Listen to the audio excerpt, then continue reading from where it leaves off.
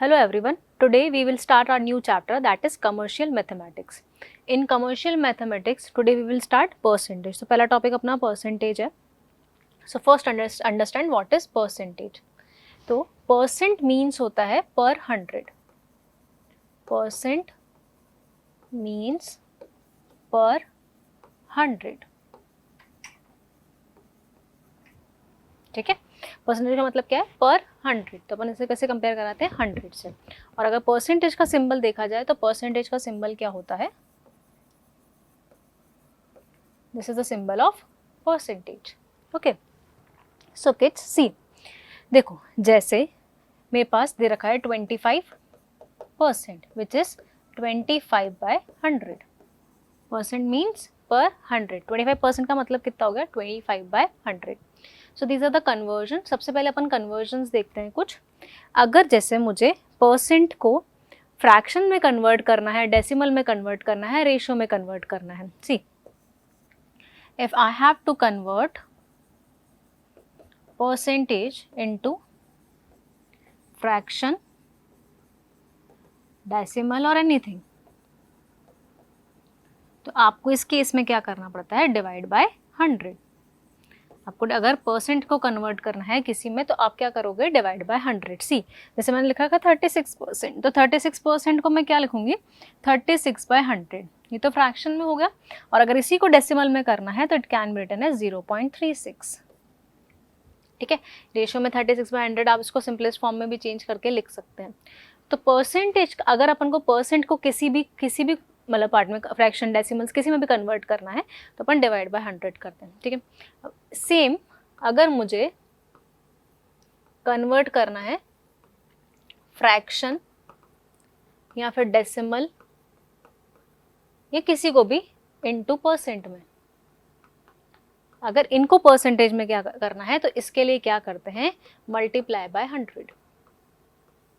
जैसे मैं अगर बोलूँ एग्जाम्पल 1/4 कितना परसेंट होगा? तो 1/4 कितना परसेंट होगा? इसको अपन करते हैं multiply by 100 which is equal to 25% हो जाएगा. अभी मैंने लिखा था ये 25%. 25% कितना था अपने पास? 1/4. तो 1/4 कितना हो जाएगा अपने पास? 25%. तो क्या करना होता है? If you are going from percentage to any quantity, that is fraction, decimals, anything, so you have to divide it by 100. But when you have to convert fraction and all this into percentage, you have to multiply by 100. जैसे मैंने बोला 0.35 decimal है, इसको मुझे percent में convert करना है तो मैं 0.35 को किससे मल्टीप्लाई कर दूंगी? 100 से. So it will give you 35%. Whether it is a fraction, decimal, ratio, अपन इसको मल्टीप्लाई बाय 100 करके किस में कन्वर्ट करते हैं? परसेंटेज में. So this is about percentage. तो अपन को कुछ फ्रैक्शंस की वैल्यूज याद करके रखनी है जो अपन को बहुत यूजफुल होंगी क्वेश्चंस करने के लिए. सी, लेट्स सी दिस टेबल. इसमें क्या है अपने पास? सी, इसमें मैंने, आप लोग अगर देखेंगे तो मैंने कुछ एक टेबल बना रखी है जिसमें मैंने फ्रैक्शंस को परसेंट में कन्वर्ट कर रखा है. जैसे 1/2 किसके इक्वल होगा? 50%. ये आया कैसे? मल्टीप्लाई बाय 100 करके. 1/3 कितना होता है? 33.33%. 1/4 25%. 1/5 20%. 1/6 16.66%. 1/7 14.28. 1/8 इस तरीके से एटलीस्ट 1/20 या 1/25 तक आप लोगों को याद करके रखना है. तो इससे क्वेश्चन बहुत ईजीली हो जाते हैं कुछ questions. So draw the chart in your copy. ठीक है. कुछ पार्ट अपन याद, जैसे 1/2 1/3 1/4 1/5, ये तो रेगुलर यूज में आते हैं तो याद भी हो जाते हैं. जैसे आप लोग एक चीज़ याद कर सकते हो कि 1/7 ये 14 × 2, 7 × 2 और 7 × 4 है, ये 14.28. इससे करके याद कर सकते हो. आप अगर 9 और 11 को देखोगे तो 9 है 11.11 और 11 है 9.09. इस तरीके से आप लोग कंपेयर. 1/7 में × 2 × 4 होता है, इसमें 14 में × 1 × 2 होता है 7 का. इस तरीके से कुछ चीज़ें तो अपन कंपेयर करके याद कर सकते हैं. देखो 1/2 1/3 1/4 1/5 रेगुलर यूज़ में आता है, बहुत ईजी है कन्वर्ट करना ये चीज़ें. बाकी आप लोगों को कुछ वैल्यूज़ याद करके रखनी पड़ेंगी इसकी. अब देखो ये टेबल कहाँ पर यूज़ में आएगी. जैसे अपन को कहीं क्वेश्चन को शॉर्ट ट्रिक के लिए यूज़ करना है तो अपन उस क्वेश्चन को कर सकते हैं. सी, अपन कैसे यूज़ करेंगे? जैसे मान लो एक क्वेश्चन लिखते हैं मान लो दे रखा है A's salary is 20% more than B's salary, then by how much percent B's salary is less than A's salary। देखो अगर ऐसा कोई क्वेश्चन आ जाता है कि A की सैलरी 20% ज़्यादा है B की सैलरी से, तो बताओ B की सैलरी कितना परसेंट कम है A की सैलरी से। तो ऐसा नहीं 20% कम है बच्चों, पहले अपन इसको मेथड वाइज समझते हैं कि क्वेश्चन बोलना क्या चाह रहा है। ये मान लेते हैं उसने वो रखा है A की सैलरी 20% कम है B की सैलरी से। लेट कर लेते हैं कि B की सैलरी जो है, लेट B सैलरी बी ₹100। अगर B की सैलरी 100 है तो A की सैलरी 20% कम है उससे, 20% ज़्यादा है सॉरी, तो A की सैलरी क्या हो जाएगी? A की सैलरी 100 में 20% ज़्यादा है, 20/100 ऑफ 100 20% इतना ही होगा 100 का, तो 120 हो जाएगी। A की सैलरी कितनी हो जाएगी? 120। अब क्वेश्चन में क्या पूछा है? By how much percent is B salary less than A salary. A की सैलरी ज़्यादा थी तो बी की कितना परसेंट कम है। तो बच्चों क्या किया जाता है, उससे पूछिए कितनी कम है बी की सैलरी। अगर आप देखो तो बी की सैलरी ए से कितनी कम है? 20। आप परसेंटेज में जब भी एक चीज़ ध्यान रखना, आप लोग डिनोमिनेटर में हमेशा वो चीज़ लिखा करो जिससे चीज़ को कंपेयर कराया गया। उसने क्या बोल रखा है? By how much percent B salary is less than A salary. Compare किससे करवाया है इसने? ए की सैलरी से। तो डिनोमिनेटर में क्या आता है? ए की सैलरी। परसेंट में चेंज, ये तो फ्रैक्शन हो गया, परसेंट में चेंज करने के लिए इंटू 100 कर देंगे, ठीक है।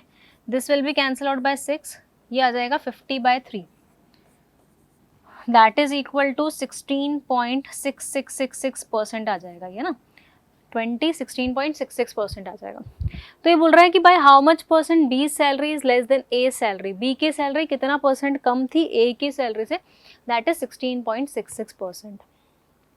ठीक है बच्चों, अब देखो, अब इसी इक्वेशन को अगर अपन थोड़ा सा चेंज कर दें, सी मैंने अगर इसी इक्वेशन में ये बोला कि ए की सैलरी 20%, अगर मैं यहाँ पे लेस कर दूं 20% less than B salary, then how much percent is B salary? क्या आएगा? More than A salary. तो सेम तरीके से करेंगे, ए की सैलरी 20% कम है बी की सैलरी से। मान लेते हैं बी की कितनी है? 100। ए की सैलरी 20% कम है तो 100 माइनस 20% ऑफ 100 कितनी हो जाएगी? 80। अब बोल रहा है बताओ बी की सैलरी ए से कितनी ज़्यादा है। अब अगर आप इसको कंपेयर कराओगे तो कितनी ज़्यादा है? 20। कंपेयर किससे करवाया है इसने? ए से, डिवाइड बाय 80 इंटू 100, ये आ जाएगा 4 और ये आ जाएगा 25%। अब बच्चों ये तो अपन ने प्रॉपर मेथड से किया कि मोर और लेस बोलता है तो किस तरीके से करेंगे। अब फर्स्ट केस देखना और सेकंड केस देखना, उस टेबल से थ्रू अपन इसको डायरेक्टली कर सकते हैं ऑब्जेक्टिव अप्रोच, अगर आपका ऑब्जेक्टिव क्वेश्चन है। ए की सैलरी 20% ज़्यादा थी ना बी की सैलरी से, और बी की कितनी कम थी वो पूछा था। सी पहला क्वेश्चन ये था कि ए की सैलरी 20% ज़्यादा है बी से, तो बी की कितनी कम होगी। देखो बच्चों, ये ए की सैलरी 20% ज़्यादा थी ना, बी की कितनी कम होगी? इससे जस्ट नीचे वाला कितना होगा? 16.66%। यही आंसर था अगर आप लोग देखें तो 16.66%। सेकेंड केस, ए की सैलरी 20% कम थी तो बी की कितनी ज़्यादा होगी? 20% कम थी, कितनी ज़्यादा होगी? ज़्यादा के केस में ऊपर वाला 25%। सी ये रहा 25%। ठीक है, तो इस चार्ट के थ्रू अपन इसको शॉर्ट ट्रिक अप्लाई कर सकते हैं डायरेक्ट कि ए की सैलरी इतनी कम है तो बी की कितनी कम होगी, ए की ज़्यादा है तो बी की कितनी कम होगी, और ए की कम है तो बी की कितनी ज़्यादा होगी। इससे अपन कंपेयर ऊपर, जैसे 20% बोला था बी की कितनी कम है तो ये हो जाएगा, बी की कितनी ज़्यादा है तो ये हो जाएगा। जैसे मान लो अगर आपके पास कुछ और था कि 5% ए की सैलरी ज़्यादा है बी से, ए की सैलरी 5% ज़्यादा है बी से, तो बी की कितनी परसेंट कम होगी 4.76, और ए की 5% कम है तो बी की कितनी ज़्यादा होगी 5.26%। मतलब कोई भी वैल्यू आप ऊपर नीचे वाली वैल्यू से, अगर आपको टेबल याद है तो आप इजीली इसको यूज़ करते हुए इन क्वेश्चंस को यूज़ कर सकते हो। इसमें और भी क्वेश्चंस बनते हैं, जैसे एक प्राइस आर्टिकल वाला जो क्वेश्चन आता है, सी एक क्वेश्चन ही आता है, the price of an article is cut by 20%। अगर आप लोगों ने इस टाइप का क्वेश्चन किया हो तो the price of an article is cut by 20%। ठीक है, आगे है to restore it, to restore it to its former value,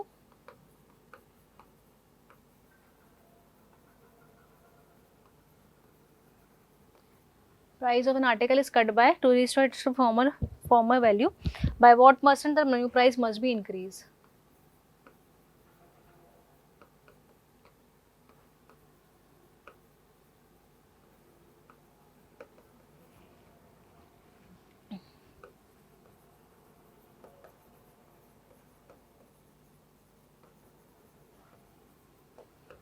ठीक है, एक आर्टिकल की प्राइस को पहले कट किया गया कितने से 20% से, वापस उस प्राइस तक लाने के लिए उसको कितना परसेंट इंक्रीज करना पड़ेगा। तो वही बात हो गई, पहले 100 रुपए थी, अब 20% कट कर दी, 20% कम कर दी, कितनी हो गई 80। अभी बोल रहे हैं वापस इसमें लाने के लिए कितना लगेगा 20, अभी कितनी है 80 इंटू 100। तो बेटा वही चीज हो गई जो अपन ने लास्ट में करा। तो इसको भी अपन उस मेथड से कर सकते हैं कि प्राइस अगर आर्टिकल की कट, देखो कितना आ रहा है यहाँ से, ये 25%, क्योंकि 25 से कट 20% से कम हुई थी, वापस इंक्रीज करनी है। देखो ये 20% से कम हुई थी, वापस उसी प्राइस पे लेना है तो कितना परसेंट इंक्रीज करना पड़ेगा 25%। तो ये सारे इक्वेशंस जो हैं इस टेबल से बहुत इजीली हो सकते हैं। क्लियर?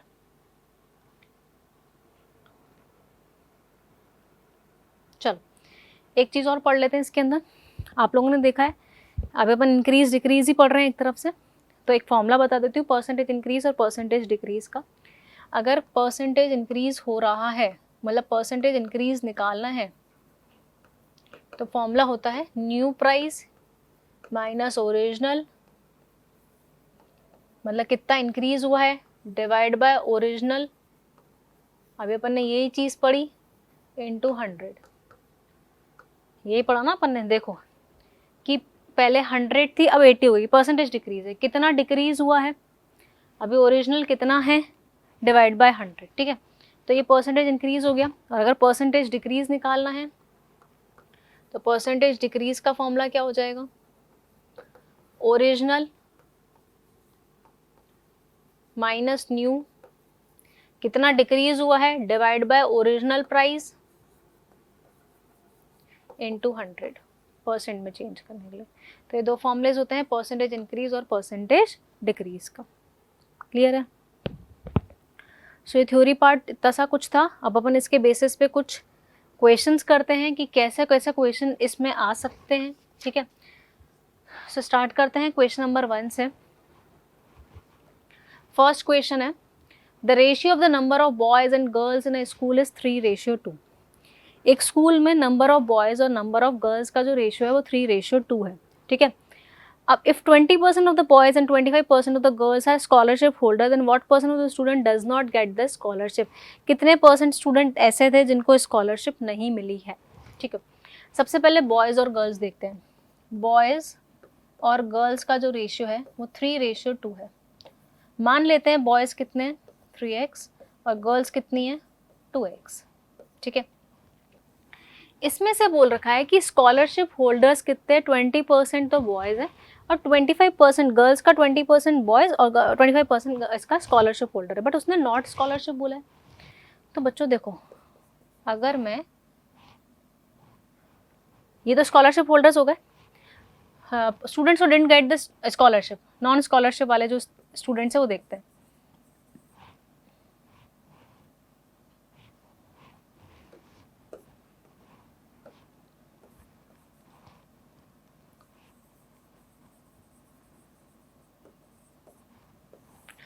कितने परसेंट बॉयज को स्कॉलरशिप मिली थी? 20%। तो कितनों को नहीं मिली होगी? 80% को नहीं मिली होगी। कितनी गर्ल्स को स्कॉलरशिप मिली है? 25%। तो रिमेनिंग 75% को स्कॉलरशिप नहीं मिली होगी। किसका? ये बॉयज और गर्ल्स का। टोटल बॉयज कितने थे? 3x। इसमें से कितनों को नहीं मिली? 80% को। तो कितने बॉयज हो गए? 80/100 ऑफ 3x। कितनी गर्ल्स थी? 2x। उसमें से कितनों को नहीं मिली? 75%। तो 75% ऑफ 2x। ये टोटल स्टूडेंट्स वो हैं, प्लस करेंगे बॉयज और गर्ल्स, ये टोटल स्टूडेंट्स वो हैं जिनको स्कॉलरशिप नहीं मिली है। उसने पूछा है what percent of the student does not get the scholarship. बच्चों ऊपर क्या लिखते हैं? जितनों को नहीं मिली, डिवाइड बाय अपन क्या करते हैं? Total number of students. Total number of students boys कितने थे? 3x। गर्ल्स कितनी थी? 2x। Total number of students कितने हो गए? 5x। और परसेंट में चेंज करने के लिए इंटू 100। सॉल्व करते हैं इसको। ये कट जाएगा 4/5 टाइम्स, ये आएगा 12x/5। ठीक है, ये कट रहा है 3/4 टाइम्स और ये इससे 2 टाइम्स, ये आ रहा है 3x/2, डिवाइड हो रहा है 5x से इंटू 100। ठीक है, एलसीएम लेके इसको फर्दर सॉल्व करते हैं। एलसीएम इसका आ जाएगा अपने पास 10, ये हो जाएगा 24x plus 15x divide by 5x into 100। This can be written as 24 plus 15 39x by 10 by 5x into 100। ठीक है, ये x से x कट जाएगा बच्चों, ये इससे ये कट जाएगा, ये 2 टाइम्स कटेगा, कितना बचेगा? 39 इंटू 2 दैट इज 78%। तो 78% स्टूडेंट्स वो थे, टोटल नंबर ऑफ स्टूडेंट्स का पूछा था उसने, टोटल नंबर ऑफ स्टूडेंट्स के 78% वो थे जिनको स्कॉलरशिप नहीं मिली थी। तो पहले मैंने बॉयज़ और गर्ल्स निकाल लिए, उसके स्कॉलरशिप वाला परसेंट दे रखा था, वहाँ से मैंने जिनको स्कॉलरशिप नहीं मिली है वो निकाल लिया। टोटल नंबर ऑफ स्टूडेंट्स ऊपर लिख लिए, मतलब ऊपर लिख लिया नॉट जिनको स्कॉलरशिप नहीं मिली, नीचे total number of students into 100। Clear? Next, the salaries of A, B, C are in the ratio 2:3:5. If the increments of 15%, 10% and 20% are allowed respectively in their salaries, then what will be the new ratio of their salaries? बहुत easy सा question है। A, B, C 3 लोग हैं, A, B, C। A की salary है 2x, B की salary है 3x, C की सैलरी है 5x। ठीक है, अब ए को 15% का इंक्रीमेंट मिल रहा है, तो न्यू सैलरीज निकालते हैं अपन यहाँ से। न्यू सैलरीज निकालते हैं तीनों की, ए की भी निकाल लेते हैं, बी की भी निकाल लेते हैं और सी की भी निकाल लेते हैं। सी के सैलरी थी 5x। ए को कितना परसेंट का इंक्रीमेंट मिल रहा है? 15% का। 2x तो उसकी थी, प्लस को उसको 15% का इंक्रीमेंट मिल गया, तो ए की सैलरी हो गई। इसको अपन लिख सकते हैं 2x प्लस 30x/100। बच्चों मैं 100 से कैंसिल आउट नहीं कर रही हूँ, मैं नीचे 100 रहने देती हूँ। 2x 100 230x/100 हो जाएगा एलसीएम लेकर, ये ए की न्यू सैलरी हो जाएगी। बी को कितना परसेंट इंक्रीमेंट मिल रहा है? 10% का। बी की सैलरी 3x थी, उसमें उसको 10% का इंक्रीमेंट लगा है, ये 30x 3x प्लस 30x/100 ही रहने देते हैं, ये हो जाएगा 330x/, ये बी की न्यू सैलरी हो जाएगी। सी को कितना परसेंट इंक्रीमेंट मिल रहा है यहाँ से अपन को? 20%। 5x थी, उसमें 20% का इंक्रीमेंट लग गया उसका, 5x प्लस 100x/100 में इसको भी अभी उसमें ही रहने देती हूँ, किसमें? 100 की फॉर्म में, ताकि मैं नीचे कैंसिल आउट कर दूंगी। क्लियर? अब उसने बोल रखा है क्वेश्चन में अपन लोगों से कि बताओ कि बताओ ratio of their new salaries, जो नई वाली सैलरी है उनका रेशियो क्या होगा। ए की नई वाली सैलरी कितनी है 230x/100 रेशियो, बी की नई वाली सैलरी 330x/100 और सी की नई वाली सैलरी 600x/100। बच्चों 100 100 100 कट जाएगा, x x x cancel out, 0 0 0 cancel out, कितना आ जाएगा 23:33:60। तो ये तीनों की नई सैलरी का रेशियो मिल जाएगा। इसलिए मैंने यहाँ पर 100 कैंसिल आउट नहीं किया था, ताकि वहाँ पर मेरे लिए इजी हो जाएगा कैलकुलेशन करना। आप चाहो तो पहले 100 को कैंसिल आउट करके भी रेशियो निकालोगे, यू विल गेट 23:33:60। तो ये न्यू सैलरीज का रेशियो मिल गया मुझे यहाँ से। चलो next, What percent of the numbers 1 to 30 has 1 or 9 in the unit digits? 1 to 30 numbers में कितने नंबर्स ऐसे हैं जिनकी यूनिट डिजिट में 1 और 9 आता है, उनका परसेंट बताना है। तो 1 और 9 किस में आता है, 1 में आता है, 9 में आता है, यूनिट डिजिट में 11 में आएगा, 19 में आएगा, 21 में आएगा, 29 में आएगा। और कोई नंबर ऐसा है जिसमें इसमें यूनिट डिजिट में 1 और 9 आता हो, नहीं आ रहा। टोटल नंबर्स कितने हो गए, ये कितने नंबर्स हो गए 6 नंबर्स। इसे बोला गया what percent of the numbers, total numbers कितने हो गए, मतलब 6 नंबर्स पॉसिबल केसेस हैं। टोटल 1 to 30 कितने नंबर्स हो गए 30, इनटू कर लेंगे 100, ये इससे 5 टाइम्स कैंसिल आउट, ये 20, कितना आ जाएगा 20%। ये तो बहुत ही इजी सा क्वेश्चन था, ठीक है। चलो कुछ अच्छे क्वेश्चंस भी कर लेंगे अब। A student erroneously multiplied a number by 2/5 instead of 5/2। एक स्टूडेंट ने गलती से नंबर को 2/5 से मल्टीप्लाई कर दिया, उसको करना किससे था 5/2 से। तो बताओ उसका कितना परसेंट एरर आया कैलकुलेशन में। देखो परसेंट निकालने के लिए उसने लेट कर लेते हैं, let the number be x। अब स्टूडेंट ने उसको करना किससे, उसको करना मल्टीप्लाई 5/2 से था, उसने 2/5 से करा। तो इनकरेक्ट कौन सा था, इनकरेक्ट कौन सा था 2/5, 2/5 ऑफ x। करेक्ट आंसर क्या था 5/2 ऑफ x। ये बोल रहा है कि बताओ कितना परसेंट एरर आया इसमें। परसेंट एरर करेक्ट था 5/2x माइनस इनकरेक्ट इतना था, तो इतना एरर आया।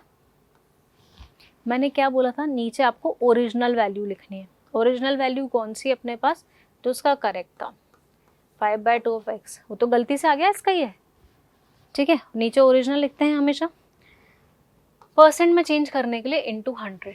ऊपर एलसीएम ले लेते हैं, 10 25x minus 4x divided by 5x/2 into 100। This is 21x/10।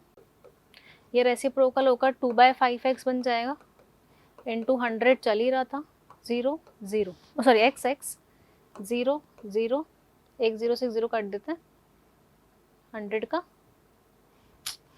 Wait,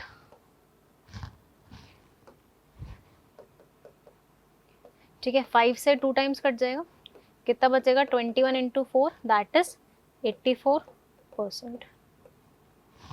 तो कितना परसेंट एरर आया उसमें 84% एरर आ गया उसके।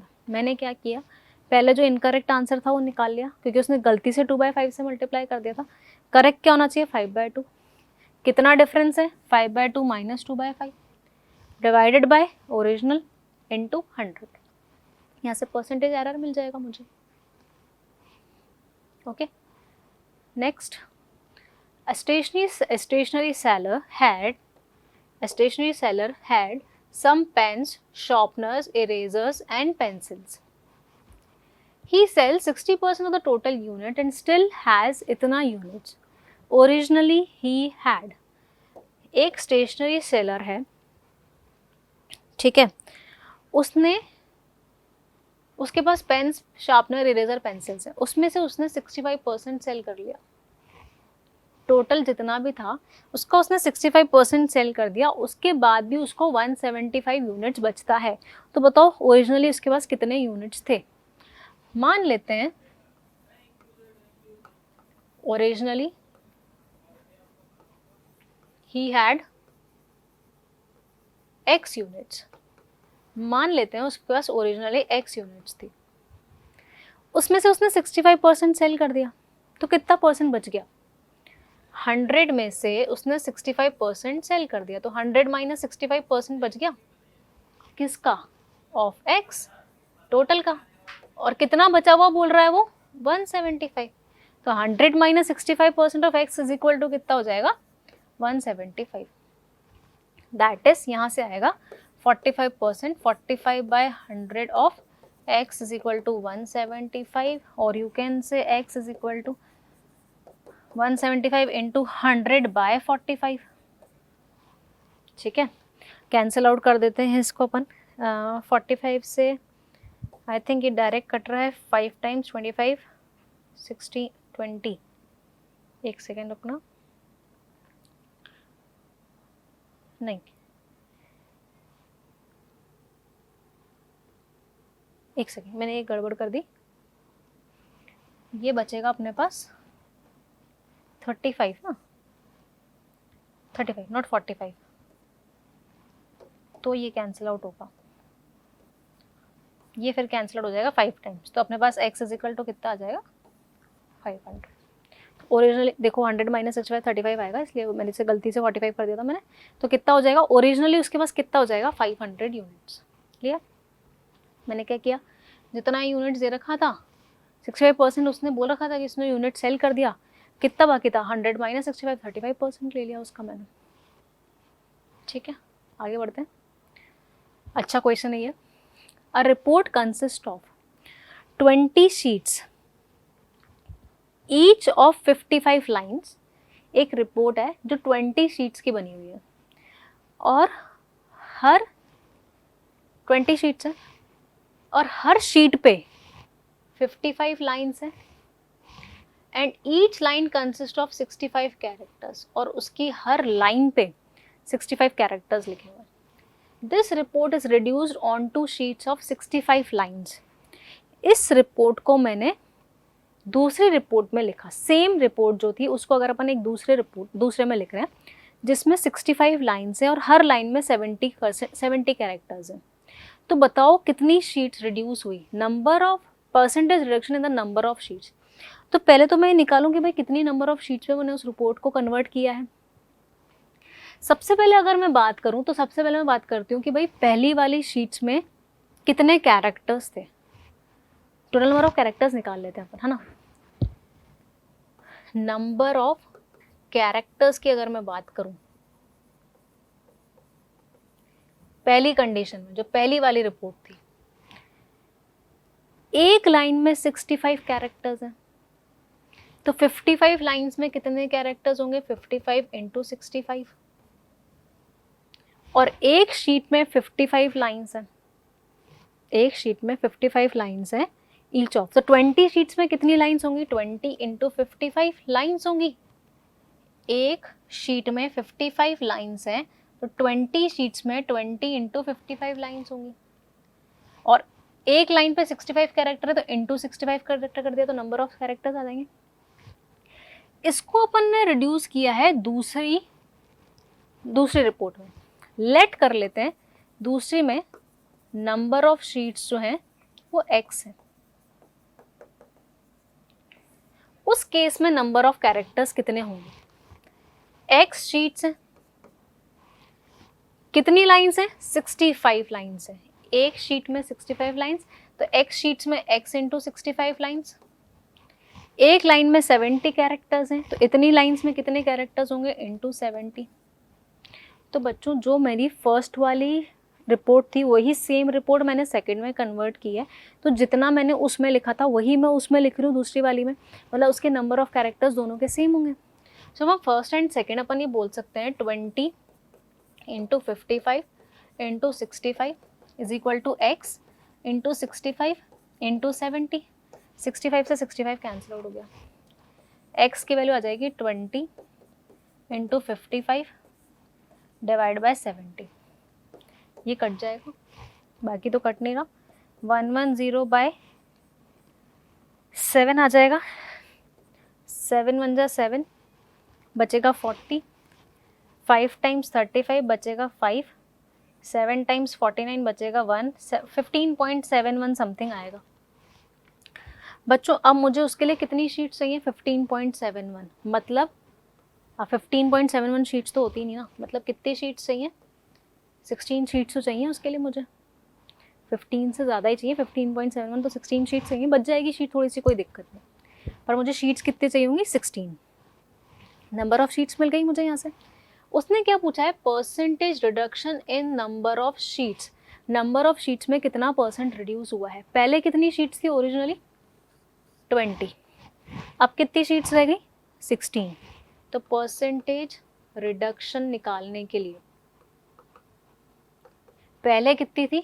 20, अब कितनी रह गई? 16, 4 शीट रिड्यूस हो गई।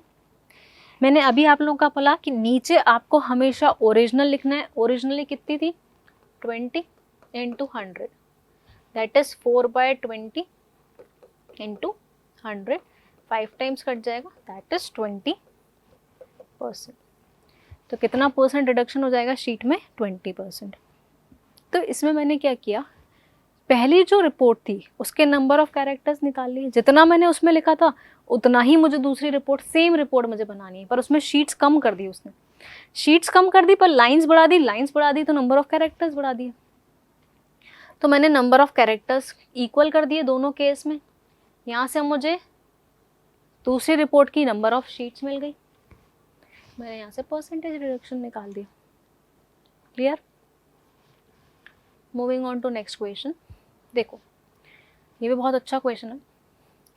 2/5 of the voters promised to vote for A and the rest promised to vote for B. Total voters के 2/5 वोटर्स ने बोला था कि हम A को वोट देंगे और बाकियों ने बोला था कि हम B को वोट देंगे। अब यहाँ तक पहले समझते हैं। मान लेते हैं कि टोटल वोटर्स X थे, टोटल वोटर्स X थे, है ना। A को कितने वोट मिलने थे? 2/5 ऑफ X, और B को कितने मिलने थे? इसको 2/5 मिल रहे हैं तो उसको 3/5 मिलेंगे ना, 1 minus 2/5, fraction is a part of a whole, तो इसको 3/5 ऑफ X वोट मिलने थे।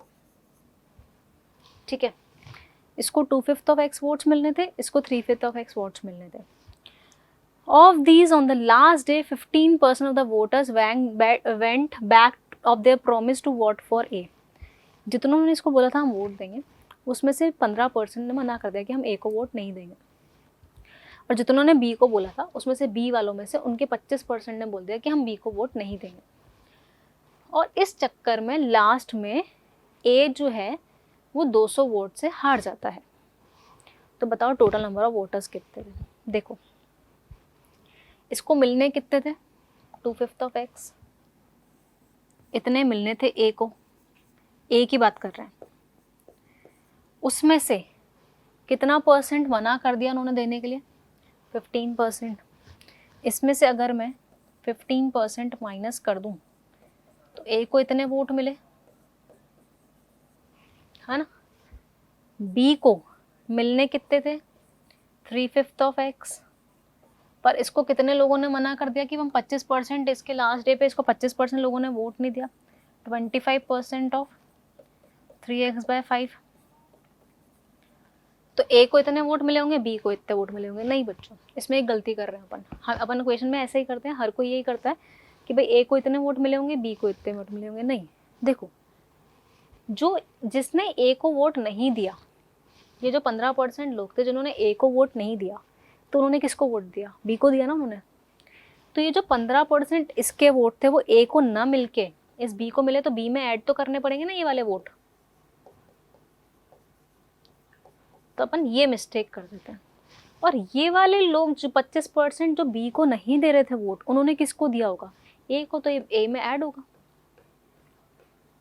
Now this is the number of votes received by A and B। इतने वोट्स A को मिले हैं, इतने वोट्स B को मिले हैं। यहाँ से अपन A और B के वोट्स निकालते हैं कि A को कितने मिले और B को कितने मिले। अब ए के देखें कितने वोट्स मिले, है ना। इसको सॉल्व करते हैं अपन। 100 के फॉर्म में, 1000 के फॉर्म में रखना चाहो तो उस फॉर्म में रख लो, अगर आपको डायरेक्टली करना है तो डायरेक्टली कर लो, ठीक है। सी, आप लोगों को वैल्यूज बता देती हूँ। इसको जब आप सॉल्व करोगे तो आपको 49x/100 मिलेगा, ठीक है बच्चों। और मैं आपकी b की वैल्यू भी बता देती हूँ आप लोगों को। यहाँ से आपको b को मिलेंगे 51x/100। इक्वेशन सबको सॉल्व करने आती है। अब इसमें बोल रखा है a लॉस्ट बाय 200 वॉट्स, मतलब a को 200 वॉट्स कम मिले। इसका मतलब जो a को ये वाले वोट्स जो मिले हैं b वाले से जो b को मिले हैं ये 200 कम है इससे, मतलब इन दोनों का डिफरेंस 200 का है। मैं यहाँ से बोल सकती हूँ 51x/100 माइनस 49x/100, दोनों के वोट्स का डिफरेंस कितने का आया, 200 का वोट्स का डिफरेंस आ गया। ये कितना हो जाएगा, 2x/100 इज इक्वल टू 200। ये ऐसे 100 टाइम्स कट जाएगा तो x की वैल्यू आ जाएगी यहाँ से 10,000। तो टोटल नंबर ऑफ वोटर्स उसने अपन से पूछा था क्वेश्चन में कि टोटल नंबर ऑफ वोटर्स कितने थे, अपन ने टोटल नंबर ऑफ वोटर्स कितने माने थे, x, तो x की वैल्यू कितनी आ जाएगी, 10,000। क्लियर है, ओके। चलो लेट्स मूव फर्दर, एक और क्वेश्चन करते हैं। बस अपन को ये चीज़ ध्यान रखनी थी इसके अंदर, इस वाले क्वेश्चन में, कि जो ये वाले a को नहीं मिले वो b को मिल गए यहाँ पर, और जो ये b को नहीं मिले वो a को मिल गए। तो अपन ये ऐड करना भूल जाते हैं, यहाँ तक तो अपन क्वेश्चन सही कर देते हैं, बट अपना इसकी वजह से आंसर गलत आ जाता है। एक क्वेश्चन और करते हैं इसके बेसिस पे। A person who has certain amount with him goes to the market. एक पर्सन है, उसके पास कुछ पैसा है, वो लेकर मार्केट जाता है। ही कैन बाय 50 ऑरेंजेस और 40 मैंगोज, ठीक है। उस मनी से वो या तो 50 ऑरेंजेस खरीद सकता है या फिर 40 मैंगोज खरीद सकता है। He retains 10% of the amount for the taxi fares. But वो क्या करता है, उसके पास जितना भी अमाउंट है, बच्चों यहाँ पे फुल स्टॉप है, ये क्वेश्चन यहाँ से ऐसा है, he retains 10% of the amount for taxi fare. उसके पास जितना भी पैसा था उसमें से वो 10% अपने टैक्सी फेयर के लिए बचाता है, और फिर 20 मैंगोज खरीदता है, end of the balance he purchases oranges. तो बताओ वो कितने ऑरेंजेस खरीद सकता है। सबसे पहले देखते हैं उसके पास मनी कितना था। मान लेते हैं कि स्टार्टिंग वाला केस लेते हैं कि प्राइस ऑफ 1 ऑरेंज मान लेते हैं x है। अब वो कितने ऑरेंजेस खरीद सकता था, 50। तो प्राइस ऑफ 50 ऑरेंजेस कितना हो जाएगा, 50x। मतलब उसके पास टोटल मनी 50x रुपीज़ था। उसके पास टोटल मनी कितना था, 50x। मतलब एक ऑरेंज की प्राइस मिल गई। अब वो 50x रुपीज़ में कितने मैंगोज खरीद सकता है, 40 मैंगोज वो इसी प्राइस में खरीद सकता है। या तो 50 ऑरेंजेस खरीदता है या 40 मैंगोज खरीदता है। तो यहाँ से अपन ये बोल सकते हैं कि 40 मैंगोज के जो प्राइस है वो भी 50x है। यहाँ से आप एक मैंगो की भी निकाल सकते हैं। एक मैंगो की प्राइस हो जाएगी 50x/40 और 5x/4, ठीक है। यहाँ से एक ऑरेंज और एक मैंगो की प्राइस निकाल लिया अपन ने। अभी बोल रहा है कि पर जितना भी उसके पास टोटल मनी था उसमें से वो टैक्सी फेयर के लिए 10% बचाता है। तो टैक्सी फेयर के लिए उसने कितना निकाला, टैक्सी फेयर के लिए वो 10% निकालता है। तो 10% मतलब 10/100 हो। टोटल मनी कितना था उसके पास, 50x रुपीज़ थे, इंटू 50x 0,000, मतलब 5x रुपीज़ तो वो टैक्सी फेयर के लिए निकाल लेता है। 5x रुपीज़ वो टैक्सी के लिए बचा देता है। अब उसके पास बैलेंस कितना बच गया, 45x बच गया। इसमें से वो 20 मैंगोज खरीदता है। 5x तो उसने टैक्सी फेयर पे कर लिए। अब 20 मैंगोज उसने कितने के खरीदे होंगे, किड्स यहाँ पर एक मैंगो की प्राइस है 5x/4, तो 20 मैंगोज उसने खरीदे होंगे। 20 × 5x/4 that is 25x rupees के उसने मैंगोज खरीदे होंगे। अब उसके पास बैलेंस कितना रह गया? टोटल मनी उसके पास 50x था, उसमें से उसने टैक्सी फेयर पे 5x रुपीज़ दे दिए और मैंगोज पे उसने 25x दे दिए। कितना हो गया? 30। मतलब उसके पास कितना रह गया? 20x रुपीज़ रह गए। अब वो बोल रहा है कि बताओ इससे कितने ऑरेंजेस खरीद सकते हैं। एक ऑरेंज की प्राइस x, तो 20x रुपीज़ में से कितना खरीद सकता है? 20 ऑरेंजेस। तो नंबर ऑफ ऑरेंजेस की अगर मैं बात करूं, कितना आएगा? 20x रुपीज़ थे, एक की प्राइस x थी, तो number of oranges he can purchase is 20। यहाँ से वो 20 ऑरेंजेस खरीद सकता है। क्लियर है? ओके, चलो। सो यहाँ तक अपन ने कुछ क्वेश्चंस कर लिए। So this is all about percentage. Okay, thank you.